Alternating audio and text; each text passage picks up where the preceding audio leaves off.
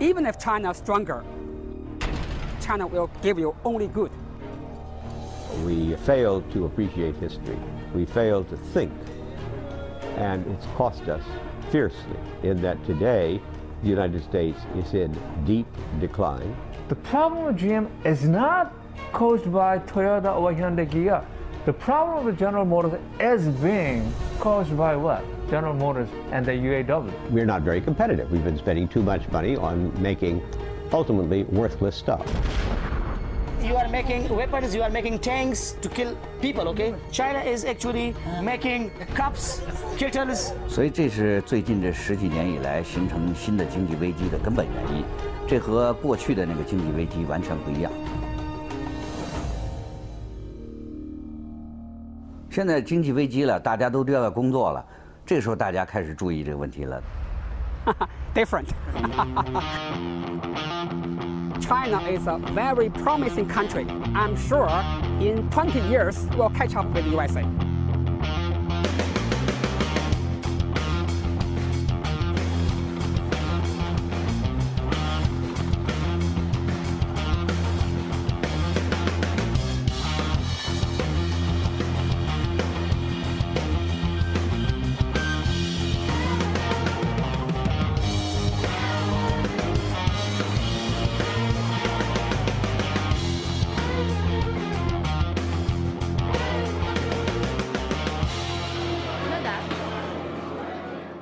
The world hegemon has historically always been the world's most powerful economic nation.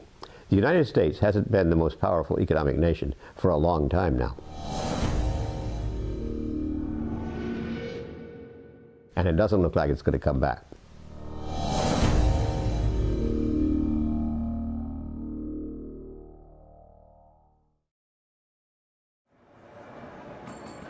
The decline of the United States as the world hegemon is a necessary condition in order for China to take over that role.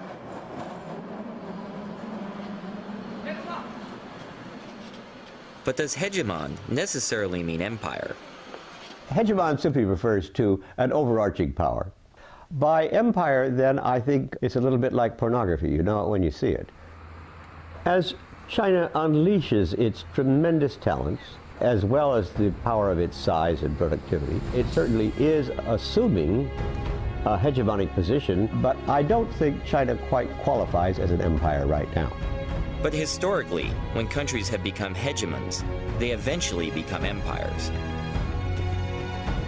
Rome, Britain,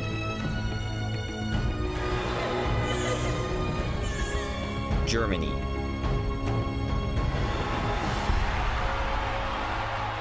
Japan, Russia, and let's not forget the United States.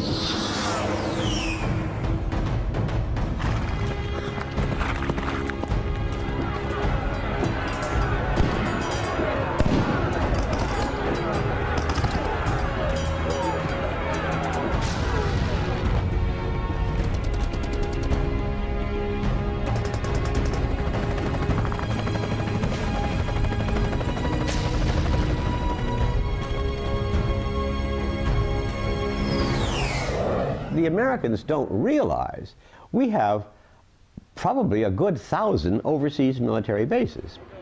China doesn't yet have this military capability. But what happens when it becomes the world's #1 economy? Will hegemony lead it to become the world's next empire? Or does it provide a much-needed balance to American militarism? Should we be afraid?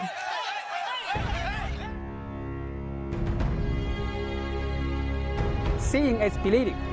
So come to China and have a look. Seeing is believing, so let's go. But not only to China. Let's go to the countries that surround China and see how they're being treated. Is China being a friendly neighbor? Or is it sowing the seeds of empire?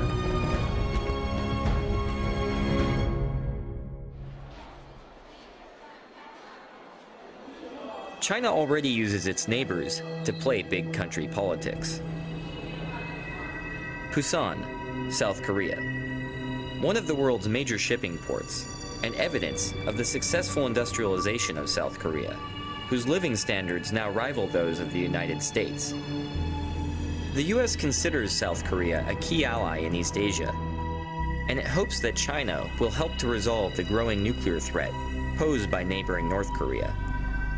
Like much US policy, it misunderstands Chinese interests. Seoul. The nation's capital has a little more than a quarter of the country's population of 48 million. It sits precariously at 50 kilometers from the demilitarized zone, separating the two sides, in range of the North's artillery. Threat of Seoul's all-out destruction in the event of further conflict has helped maintain this status quo for 5 decades. Just how serious a threat is North Korea's development of nuclear weapons?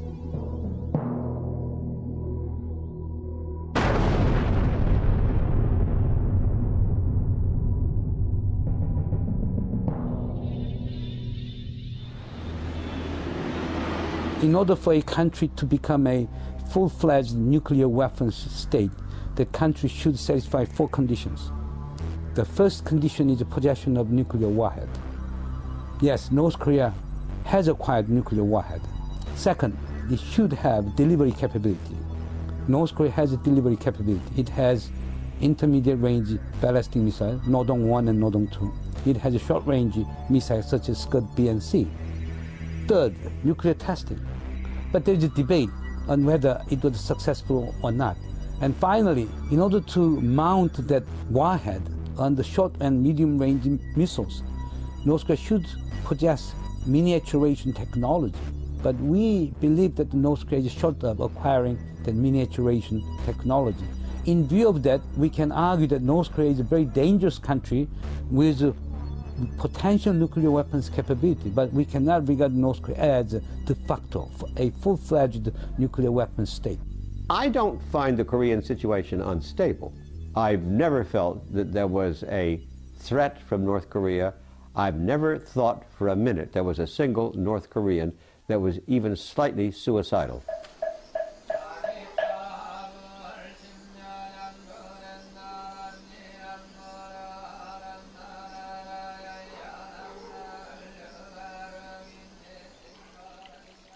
Suicidal or not, a nuclear North shifts the balance of power in Asia.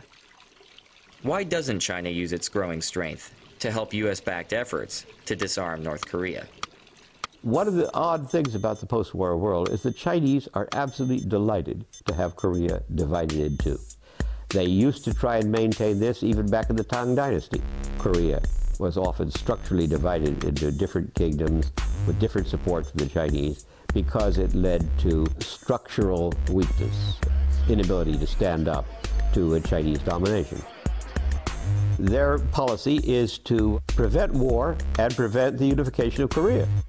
那个北韩啊，是中国政府手中的一张重要的牌。我们都知道，马菲亚的教父都会衣冠楚楚的，假装正人君子一样。那他需要出去扔炸弹，需要动刀子，需要开枪的时候用谁呀？他需要一个马仔。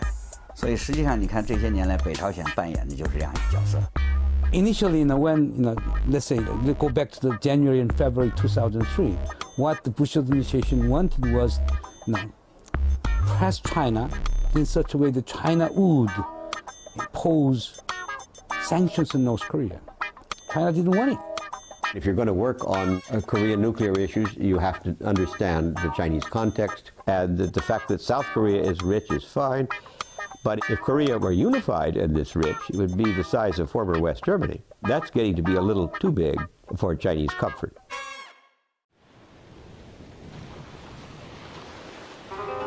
If Korea is a traditional tributary state that China manages through division, then how will it deal with Korea's bigger and wealthier neighbor, Japan, whose rivalries with China have spanned centuries? The answer depends not only on the intentions of the Chinese government, but also on the attitudes of the Chinese people.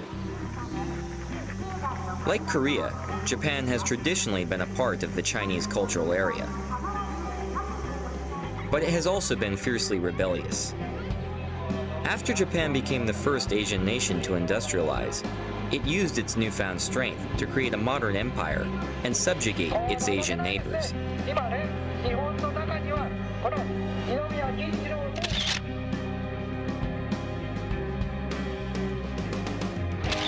Committing heinous war crimes and killing approximately 30 million Chinese throughout Asia. Understandably, there exists a strong current of anti-Japanese sentiment among many Chinese today. Although Japan was defeated in World War II, it went on to become the world's second largest economy.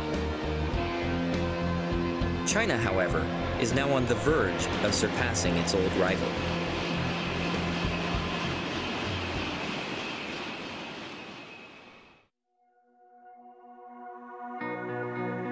To many, both inside China and out, the 2008 Beijing Olympics were a symbol of China's rebirth as Asia's preeminent power.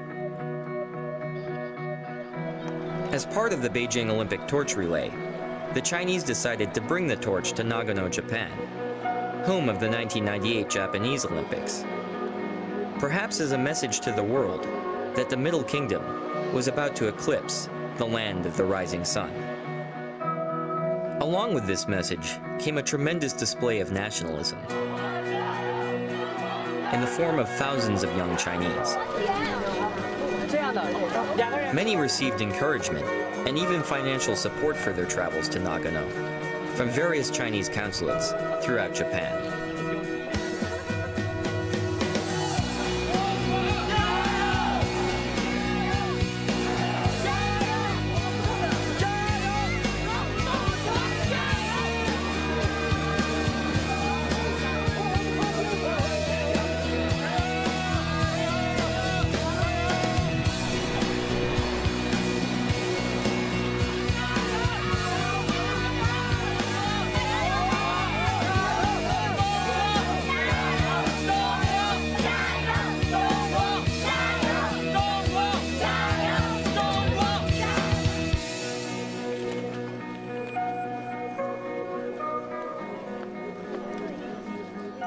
The Chinese government requested that the relay begin at Zenkoji Temple, the same starting point as that of Japan's 1998 Olympics.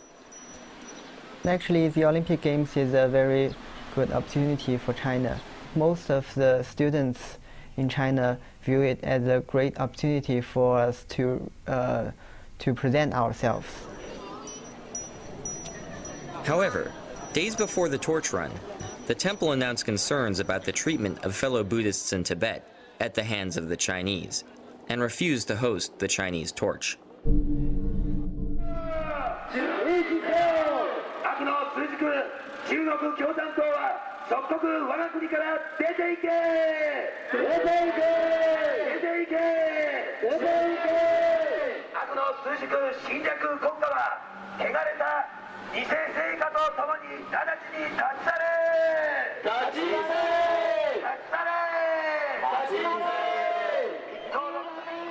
The event attracted a large number of loosely associated protesters who took the torch relay as an opportunity to voice grievances against China.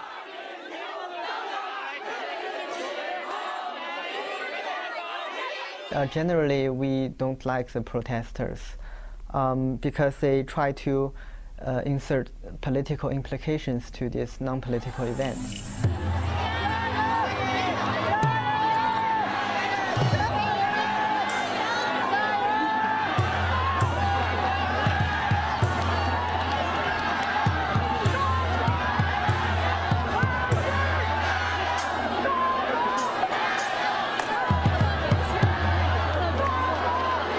Beyond being a window on Chinese nationalism, the Nagano torch relay provided a glimpse into the situation of some of China's various ethnic minorities, and begged the question, is China really the unified multi-ethnic nation that it portrays?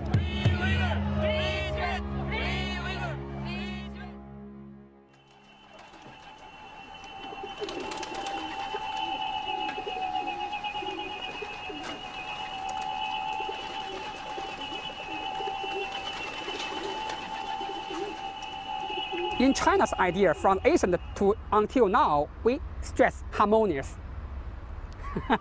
Harmonious. You know Confucius? Kongzi, Confucius? Yeah. From his period, 2,000 years ago, he teaches us, be friendly. No matter where you come from, all corners of the world, we are one family.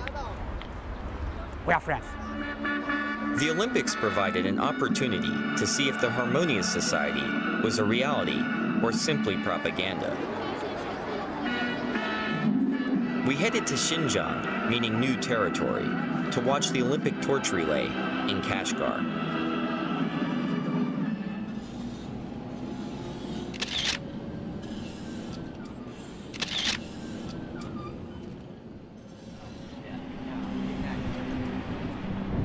Inside Kashgar city, preparations for the torch relay were underway. In a show of ethnic solidarity for the Olympics, the authorities were preparing a large group of minority children, mostly Uyghurs, to come out and show support for the torch on the day of the run.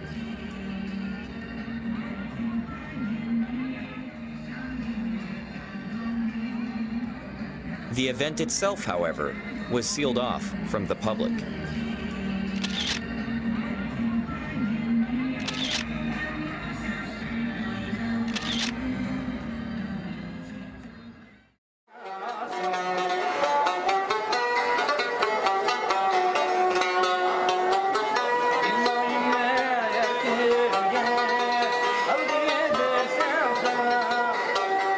We were struck by just how different Xinjiang was from eastern China.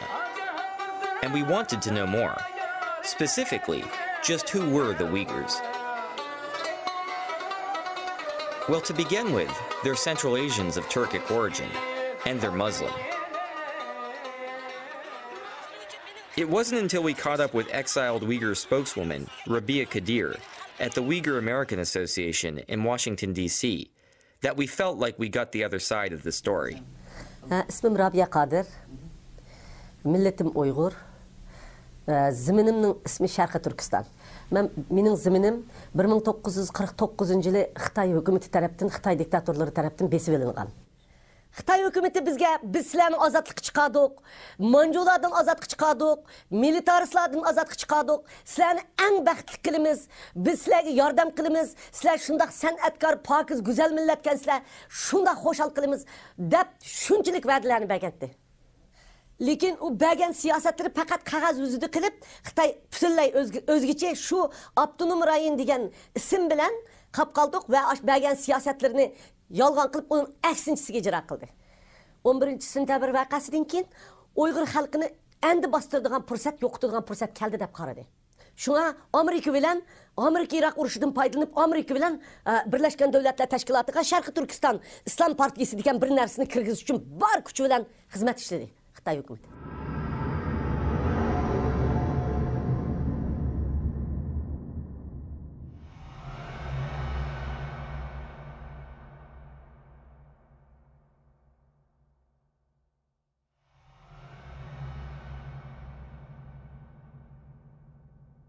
U maqsadını amalga oshirdi. 这个责任在布什政府，中国政府从来都有这样的企图，但是一般来说，西方国家是不会跟他在这方面合作。可是非常不幸的是，布什政府居然鼓励了中国政府，就是把新疆的这个反对派列为恐怖组织。我想这是非常不公平的。Biz faqat mushlarning yordamiga erishyapmiz. Lekin Xitoy bizni bularga terrorist ko'rsatyapti. Ularga bizni g'arbparast ko'rsatyapti.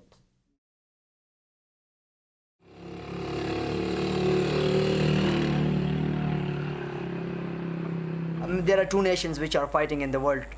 One is America, one is China. So America is using brutal way, which is war, and there is a lot of losses. And China is using a peaceful way and civilized way, where there is no loss. Pakistan! Pakistan!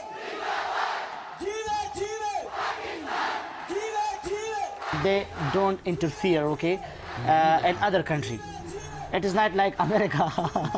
It is not like America who interfere in the entire world.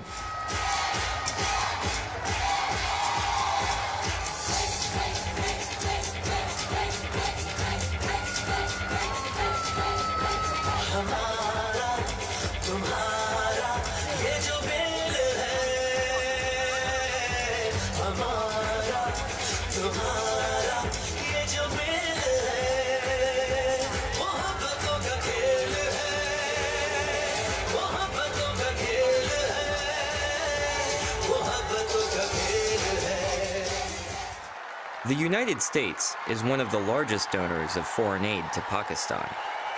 But most of this money is spent on American-made arms and weapon systems. The Pakistani military justifies such spending as being necessary to defend against the imagined threat of its archenemy, India. American aid, therefore, does little to help actual Pakistanis.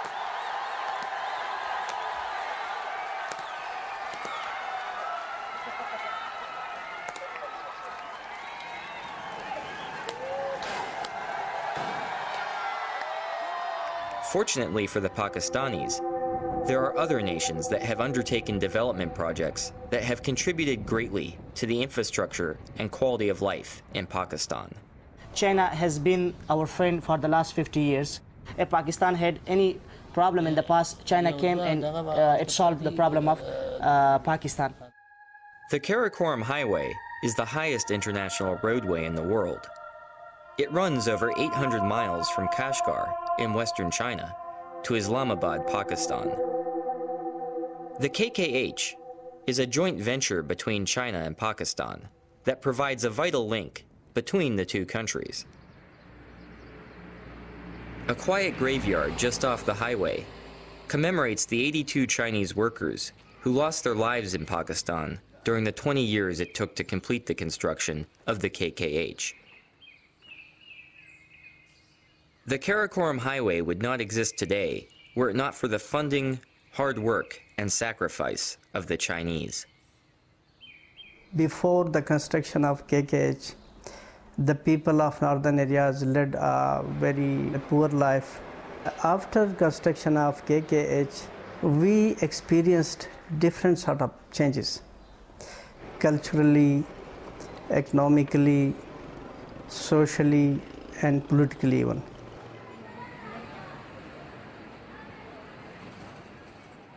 Our northern areas, there is no industry, only jobs, little jobs, and small homemade things.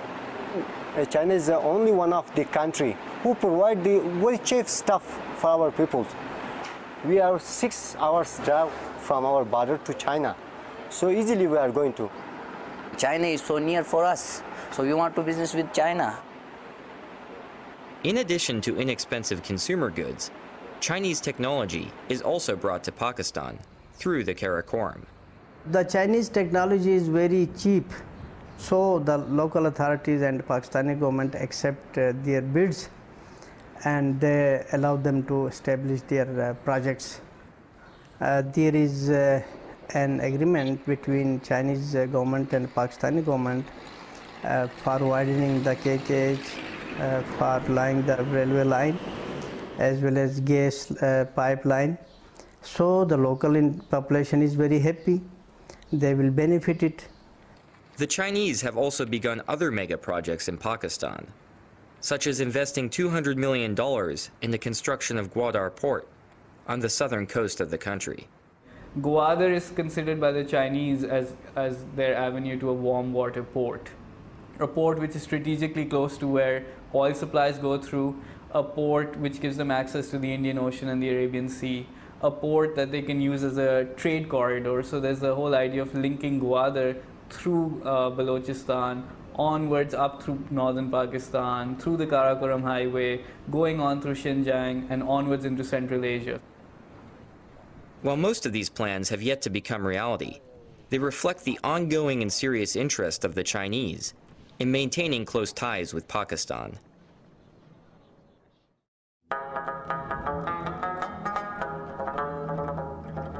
China's reputation as a friendly neighbor does not stop at Pakistan's border.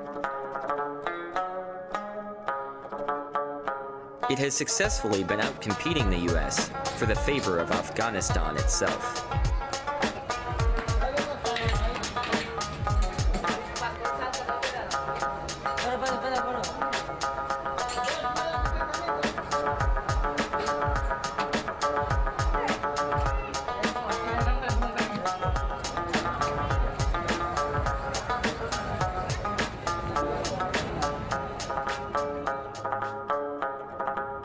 After nearly 30 years of war, abandoned artillery litter the landscape of Afghanistan like tombstones marking the graveyard of empires. We have enough experience with the war. We fought the Soviets. At the end, that superpower was broken.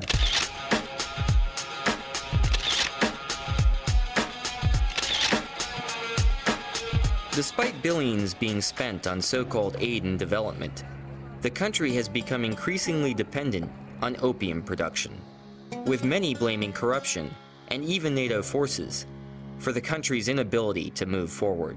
America wants to solve everything by the gun. Gun does not bring solution. Gun increases the problems. Like in Pakistan, the Chinese have stepped in to fill the developmental void left by the United States.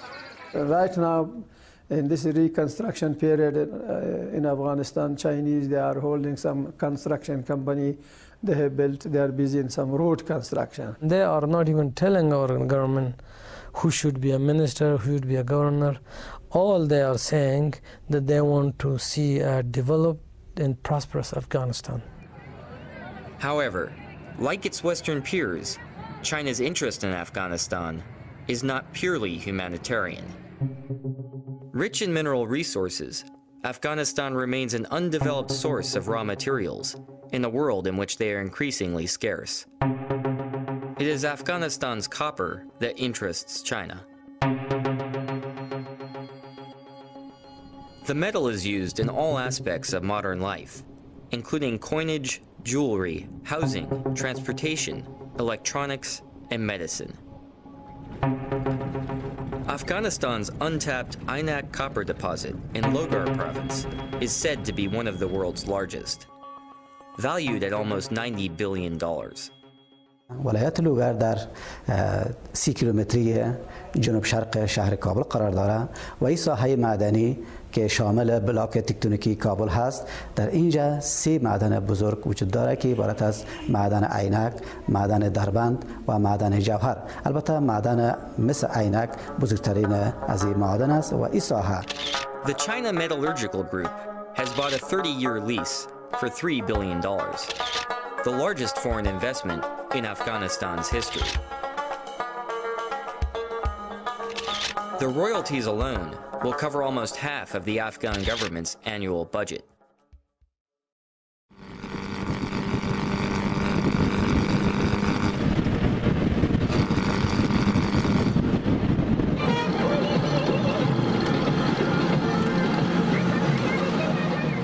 India, home of 1.2 billion people. In 20 years, it will have a bigger population than China. Its economy continues to grow year after year, and it's the world's largest democracy. Could India provide a cultural and strategic counterbalance to China? One of the main balancing forces in the emerging world of Asia, South and East Asia, is going to be India and China, that neither is going to feel comfortable with one achieving a position of superiority, least of all any claims to hegemony. I would assume Asia is a target for the Chinese. They would like to put Asia under its control in economic terms, in political terms, in strategic and military terms. This is where China has been active. If you were to look around Asia, China has replaced the US as the largest trading partner for almost every country in the region. India-China trade has been growing rapidly, and a trade route has even been opened that directly connects India and China through Tibet. Indeed, India-China trade has crossed India-US trade in terms of sheer numbers. There's a growing trade relation, bilateral relation between these two countries. I think that gives Chinese a certain power, which people will look over their shoulder twice before they do or say something that gets Beijing upset. Chinese have committed a lot of atrocities, and they've been allowed to get away with it because they've been isolated for so long. There's a period where no one knows what went on in China, and now that they've opened up, they're still sort of acting with impunity because of the economic incentive. Countries aren't willing to speak out. Trade has lately become very China-driven. India is always very careful about the Tibet issue and also with its vis-a-vis with its relation with China. I think it's a tightrope that New Delhi has to walk between its increasingly closer relations with Beijing and also keeping Tibetan refugees population satisfied as much as we can.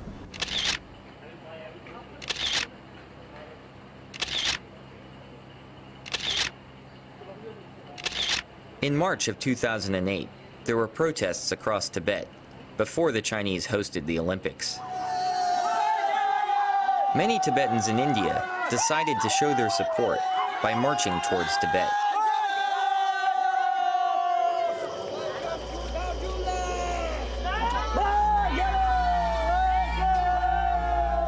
When we led this march, we walked for nearly 4 months.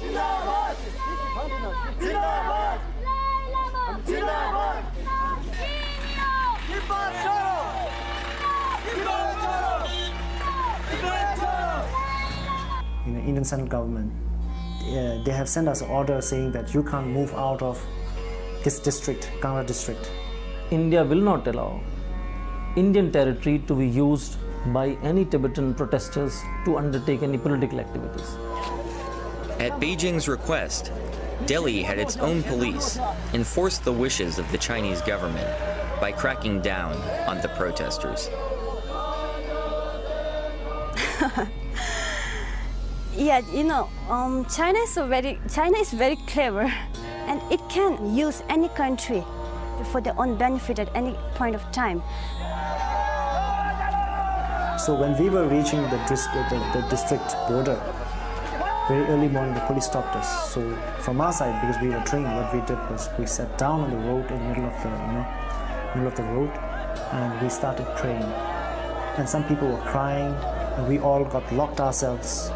We started praying, and that made it impossible for them to get angry. And they have their own responsibility. They have their duty to perform. They have to arrest us.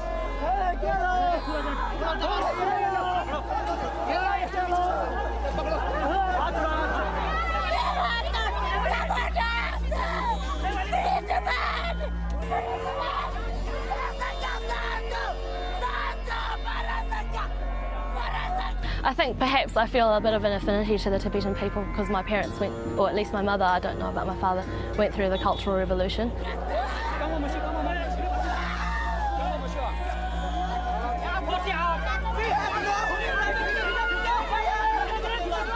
It's just weighing on me a little bit because everyone thinks I'm Tibetan when I'm here, which is lovely because I've really grown to love the Tibetan people.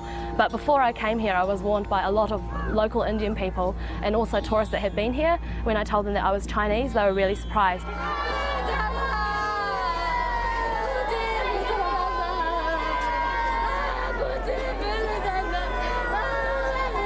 Some people were actually saying quite extreme things like that. People might think I was a spy from China, and that people would react negatively here. They would get angry with me, and if I'm not angry, then they would be staring at me and they'd make my stay here very uncomfortable.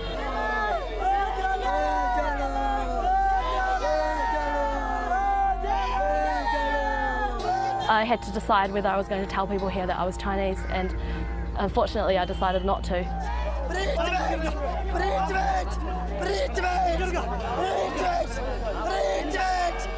And I think that was a mistake because I think they would have accepted me fine. Like they've got friends in Tibet that are Chinese, and they're very open and welcoming of Chinese people because that's what the Dalai Lama teaches them, to show compassion to everyone, your enemies and your friends.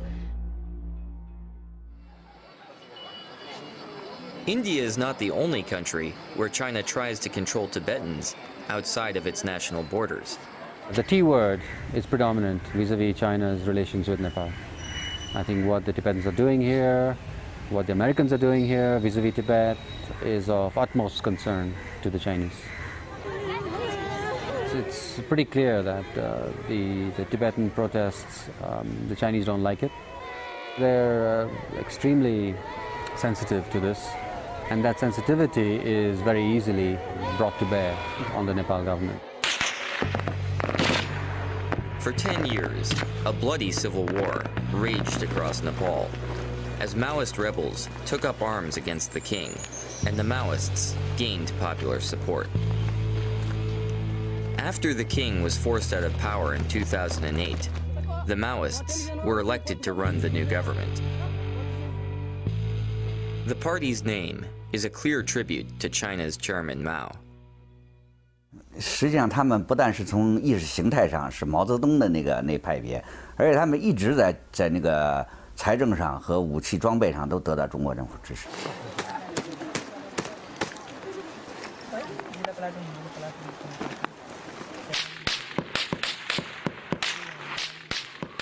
During the Civil War, Sherpas camping in the remote snowy passes of the Himalaya reported seeing caravans of ponies loaded with guns crossing from China into Nepal during the dead of night.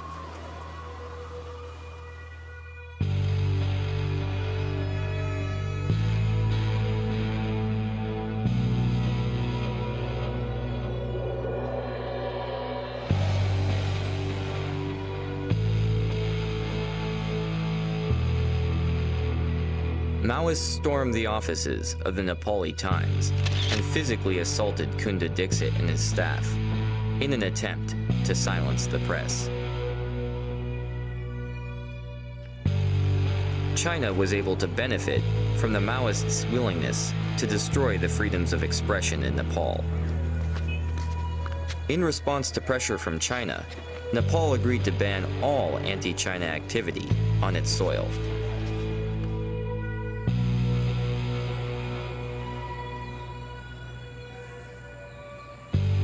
China is bringing Nepal within its orbit. But what happens now? Once China controls a territory, what's in store for its future? Let's take a look at Hong Kong.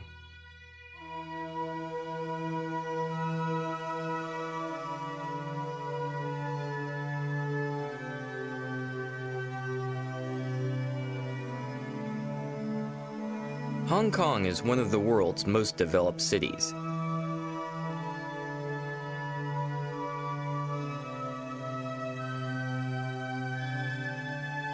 An icon of Asia. The Pearl of the East.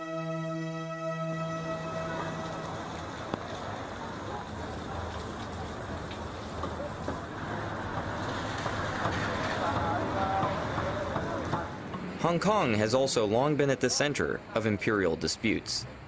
It was taken by the British Empire from the Qing dynasty after the First Opium War. 过去英国的统治能在那儿存在好几十年，是因为中国经济上的需要。因为当时西方的很多工业设备和那个先进的技术是禁止卖给共产党国家，那么香港成为中国转手购买西方技术和西方的产品的一个重要的那个基地。 这是保留香港的最重要的那个原因。After reunification, the Chinese promised to preserve Hong Kong's highly successful laissez-faire economy and its political autonomy, rule of law, and Western-style civil liberties, under a paradigm that would be dubbed "one country, two systems."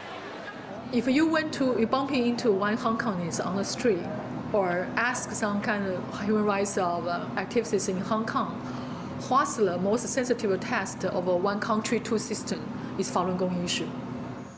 The Falun Gong is a modern Chinese spiritual practice that was founded in China in 1992. Our main principles are three words: truthfulness, compassion, tolerance. And we believe that's the principle that the entire universe operates under. Its explosive popularity scared the Chinese Communist Party. On the 20th of July, 1999, it was banned, and a brutal campaign of persecution began in the mainland.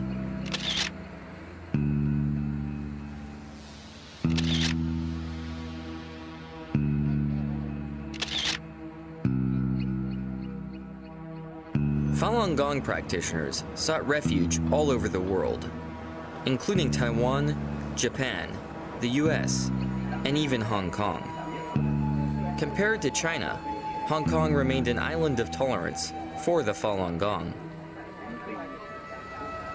Even today, as busloads of tourists from the mainland come to visit Hong Kong and take in the view from Victoria Peak, Falun Gong practitioners are free, under Hong Kong's constitution, to peacefully demonstrate in support of their beliefs, including displays about human rights violations by the Chinese government. On the surface, it would appear that one country, two systems is working. Or is it? One of the issues raised when you introduce Hong Kong is whether or not the Chinese idea of one country, two systems is stable. I don't think so. Under Beijing's pressure, the Hong Kong government routinely violates its own constitution by refusing entry to Falun Gong practitioners who try to visit the territory. Every country have an immigration control. They are entitled to refuse someone, no problem. But racial and religious discrimination cannot be a reason of refusing people to enter. So when we talk about one country, two systems, it's like, gradually really disappearing.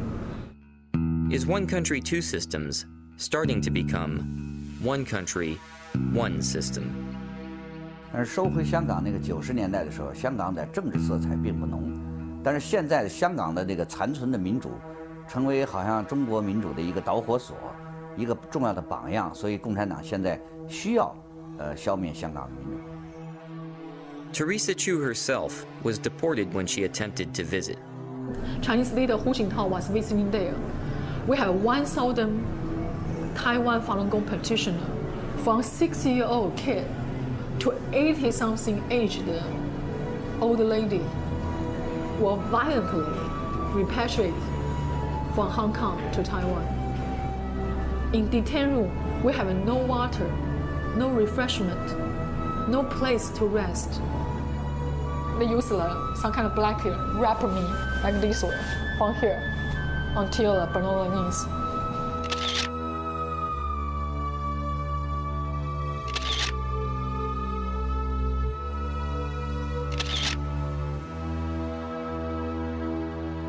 So you can see how hostile they are. It's not like a free society. It's not like a pearl of the East. Why? Because the black hand, the invisible hand behind Hong Kong's government, the Chinese regime.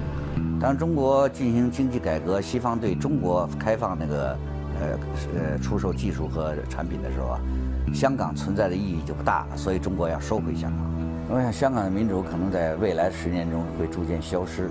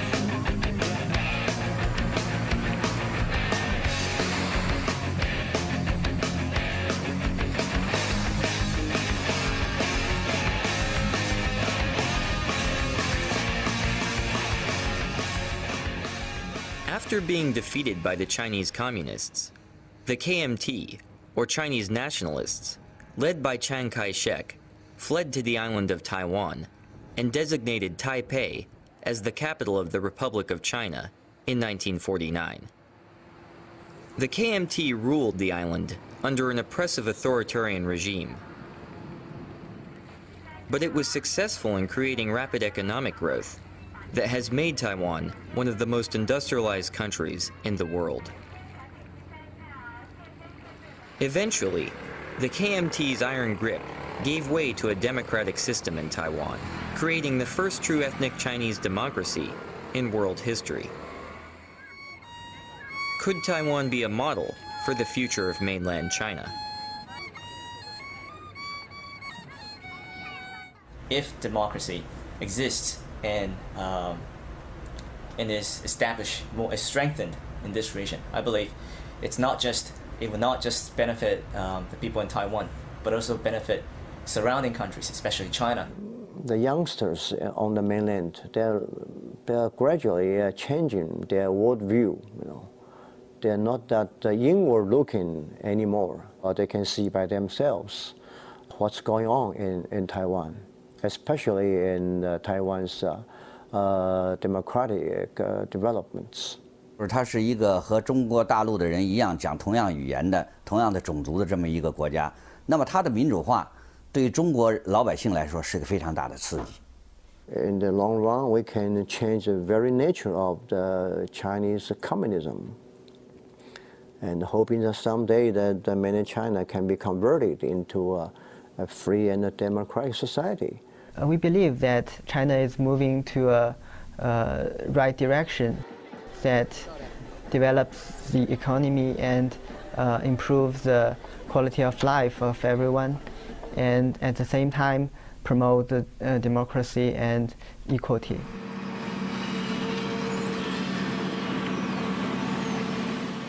As the Chinese economy has grown, a process of normalization between Taiwan and the mainland has begun.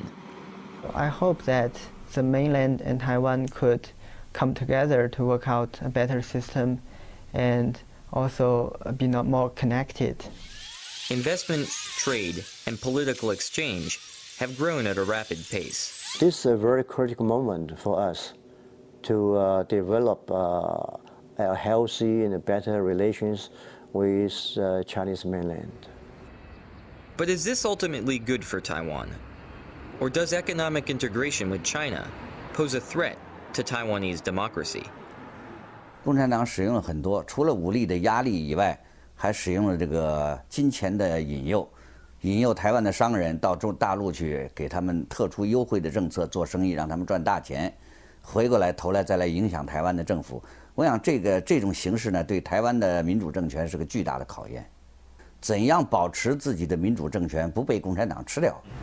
They try to create this image that, at least symbolically, that they are a peaceful country, they are rising peacefully, and they wish to deliver this sense of sincere to the world that we are rising economically and politically, but in a way that world stability will be maintained. We need to accept that China become really a big power in the world, but the problem is that what kind of China we want in the future, in the 21st century. Some people are talking about that China may replace the United States in the future. But if this China is an authoritarian China, I don't think it's really a very good thing for the world, for the humanity. Being a big country, being a big, strong country, United States of America should mount pressure on the Chinese government. If the West really wanted to speak up, it would, but it chooses not to because our products come from China. We rely on China's economy. We never ask ourselves, what do we do, however, if they get really so rich that they're richer than we are, and that we are making ourselves utterly dependent upon them. The world is relying on China a lot at the moment, and it's too afraid to really speak up for Tibet or for any of the other issues. I believe that the international community should continue to talk about the human rights problem, the democracy in China. If not, I believe you are just helping to create a new empire, and I believe it's not good really for the 21st century.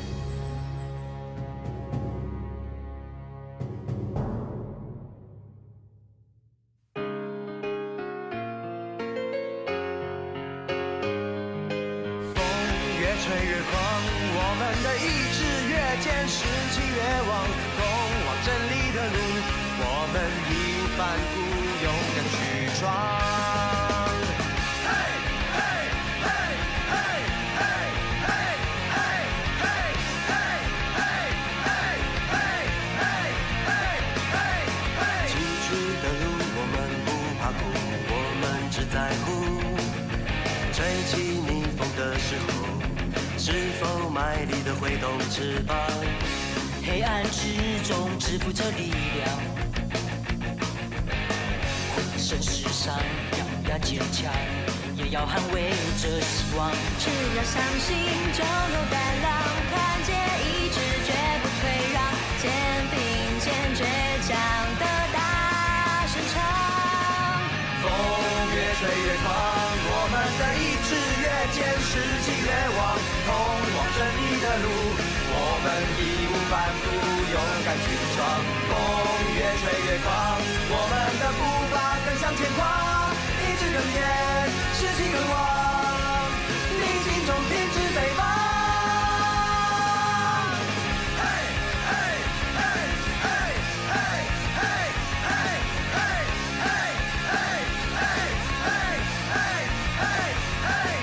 崎岖的路我们不怕苦，我们只在乎吹起逆风的时候，是否卖力地挥动翅膀？黑暗之中支付着力量，浑身是伤，咬牙坚强，也要捍卫着希望。只要相信，就有胆量，团结一致，绝不退让，肩并肩，倔强的大声唱。风越吹越狂，我们的意志越坚，士气越旺，通往胜利的路，我们义无反顾，勇敢去闯。